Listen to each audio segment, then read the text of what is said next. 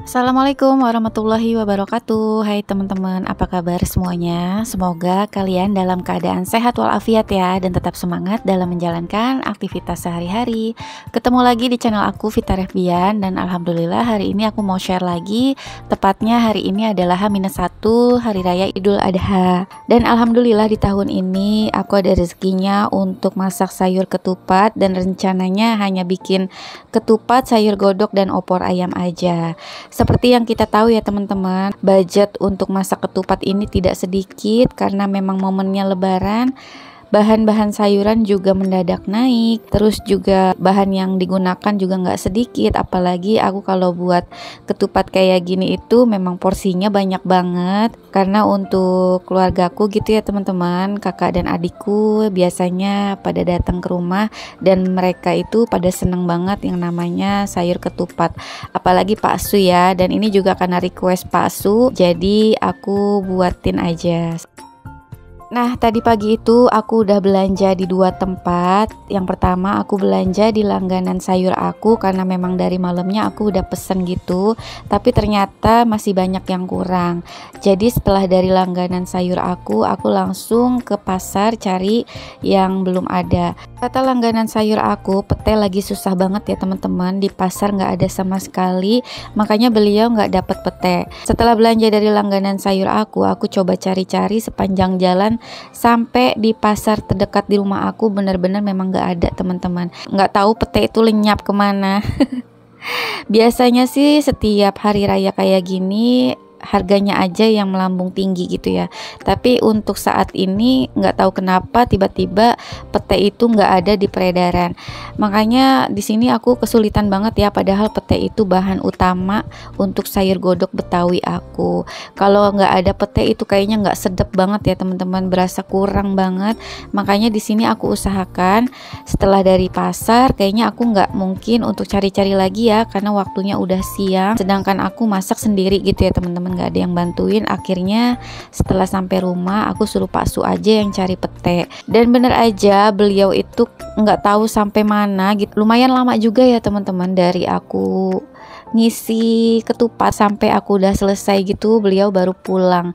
Dan ternyata aku tanya itu dapatnya jauh banget di pasar utama gitulah ya, di pasar Cilengsi, dan itu pun hanya ada satu orang yang jual. Kebenaran Pak Su lihat di pinggir jalan ada bapak-bapak gitu ya, udah agak tua gitu yang jual. Itu pun nggak banyak stoknya, jadi Pak Su tuh nggak bisa milih-milih gitu ya teman-teman, karena memang nggak banyak. Akhirnya Pak Su ambil 3 dan harganya itu tadinya 20.000 gitu ya teman-teman, satu pieces. Pak Su nawar kalau beli 3 boleh nggak 15 ribuan satunya gitu, dan akhirnya dikasih. Ya udah alhamdulillah, Pak Su tuh cuma beli pete aja keliling lumayan lama. Itu pun aku bersyukur banget gitu ya, walaupun harganya mahal tetap dapat gitu, karena menurut aku kalau nggak ada petenya itu percuma gitu ya bikin sayur godok. Nah setelah sampai rumah, petenya pun juga menurut aku nggak terlalu bagus, banyak yang busuk gitu, tapi ya udahlah, mau gimana lagi karena memang nggak ada.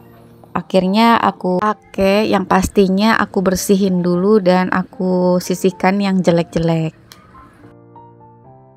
Jujur aja ya teman-teman, setiap aku masak ketupat seperti ini, budget yang aku siapkan minimal 500.000. Itu minimal ya teman-teman, karena setiap lebaran Idul Adha kayak gini aku nggak masak semur daging. Jadi budget 500.000 itu tidak termasuk beli daging. Tapi beda lagi kalau lebaran Idul Fitri ya teman-teman, semur daging itu wajib. Jadi biasanya aku masak ketupat, sayur godok, semur daging, sama opor ayam. Karena kali ini Idul Adha udah pasti banyak daging, makanya di sini aku cuma masak sayur godok sama opor ayam aja.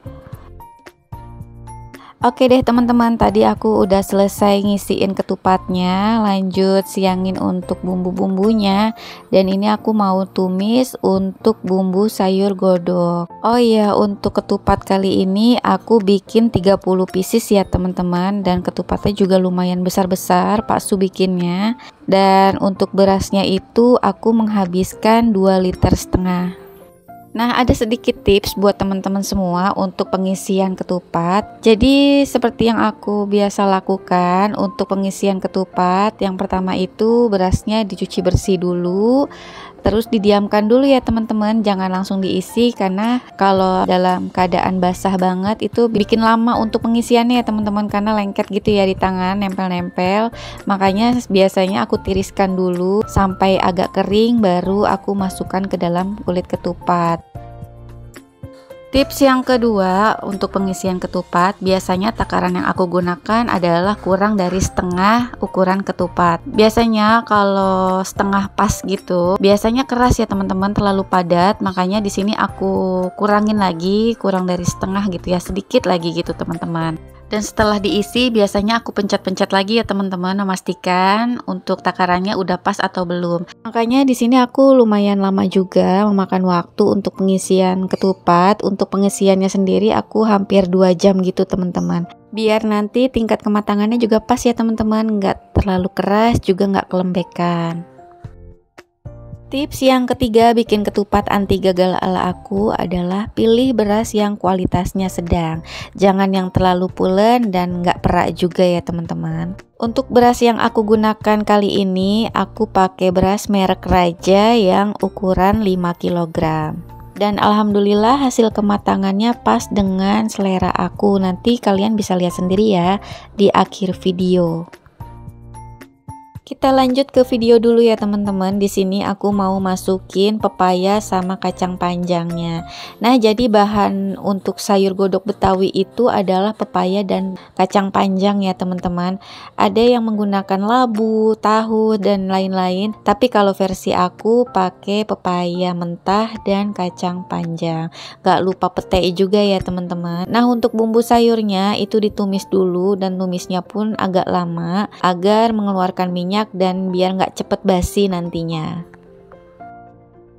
Untuk santan kelapanya aku gunakan 1,5 butir ya teman-teman. Jadi 1 butir kelapa untuk kuah yang udah ada di dalam panci, dan setengahnya itu untuk santan kentalnya yang aku masukkannya di akhir atau belakangan gitu ya teman-teman. Oke, lanjut. Setelah selesai masak sayur godoknya, ini aku mau masak opor ayam. Untuk bumbunya tadi aku beli bumbu giling yang udah jadi di pasar, aku beli sebungkus, sama aku beli bumbu instan juga. Di sini aku pakein sebungkus. Terus aku tambahin juga ya, aku ngulek sendiri gitu. Aku tambahin untuk bawang merah, bawang putih, jahe, lengkuas, salam kayak gitu ya teman-teman. Biar tambah sedap gitu. Nah, di sini takaran ayamnya aku beli 2 ekor ya teman-teman, atau 2 kilo. Jangan lupa ditambah bumbu pelengkapnya seperti garam, sasa dan gula. Dan untuk takaran santannya di sini aku gunakan 1 butir kelapa. Di sini aku masukin dulu untuk santan cairnya, dan seperti biasa untuk santan kentalnya belakangan. Oh ya, kita lanjut tips yang keempat, bikin ketupat anti gagal ala aku. Usahakan air yang direbus untuk ketupat itu full ya teman-teman. Jadi pastikan ketupat yang dimasak itu terendam air, dan jangan lupa untuk ditutup rapat pancinya. Nah, panci yang aku gunakan ini ada sarangnya gitu ya teman-teman. Jadi seperti kukusan nasi. Nah, sarangnya itu aku letakkan di atas. Biasanya kan sarang untuk kukusan itu adanya di bawah gitu ya teman-teman. Tapi untuk masak ketupat aku gunakan sarangnya di atas, baru aku tutup lagi biar uapnya nggak keluar dari panci dan ketupatnya cepat mateng. Untuk panci biasanya aku ngerebus bisa sampai 4 jam.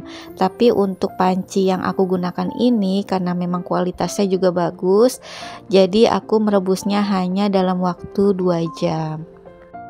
Nah, aku sengaja banget ya teman-teman beli panci itu khusus untuk masak ketupat. Walau dipakainya hanya setahun sekali atau 2 kali, tapi sangat bermanfaat untuk menghemat waktu. Jika kalian berminat, nanti link pancinya aku sematkan di kolom deskripsi ya. Nah, ini kalian bisa lihat sendiri hasil dari ketupat aku. Tingkat kematangannya tuh pas banget ya teman-teman, nggak keras dan nggak kelembekan juga. Karena kalau kelembekan juga aku kurang suka gitu ya teman-teman. Dan alhamdulillahnya lagi aku ngerebus ketupat ini hanya membutuhkan waktu 2 jam aja. Tips yang terakhir bikin ketupat anti gagal ala aku adalah setelah ketupatnya matang, biasanya aku matikan kompor, aku diamkan dulu ketupatnya di dalam panci dan tutupnya aku buka biar uap panasnya sedikit hilang. Nah, nanti setelah uap panasnya hilang, aku keluarkan ketupatnya dan aku gantung dulu ya teman-teman agar airnya tiris biar nanti ketupatnya tidak cepat basi. Oke deh teman-teman, segitu aja ya tips dari aku, mudah-mudahan bermanfaat dan bisa kalian coba di rumah, semoga berhasil. Nah, ini aku lagi siapin minum, aku lagi buat es teh manis karena kebenaran aku puasa ya teman-teman, dan sedikit lagi udah azan maghrib. Nah, di sini juga aku potongin ketupatnya untuk 2 porsi untuk aku dan Pak Su. BTW mohon maaf ya teman-teman, di sini aku pakai baju tangan pendek karena memang pada saat itu aku buru-buru banget ya karena udah mau azan maghrib, harus nyiapin makanannya juga. Aku pikir di kamera hanya seujung tangan aja gitu teman-teman yang kelihatan, tapi ternyata pas udah jadi hampir seluruh tangannya kelihatan. Mau diulang rasanya udah lelah banget, akhirnya terpaksa aku jadiin aja video ini. Sekali lagi mohon maaf ya teman-teman. Oh iya, untuk masak sayur godok dan opor ayam seperti ini harus sering-sering diangetin ya teman-teman, karena rentan banget cepet basi, dan memang santan yang aku gunain juga lumayan banyak ya, jadi semakin banyak santan semakin gampang untuk basi. Oke deh teman-teman, sekian dulu ya untuk video aku kali ini. Terima kasih banyak yang sudah nemenin kegiatan aku sampai di durasi akhir. Mohon maaf jika ada kekurangan atau ada kesalahan kata. Semoga video aku kali ini bermanfaat dan menginspirasi. Sampai ketemu lagi ya di video aku berikutnya. Wassalamualaikum, bye.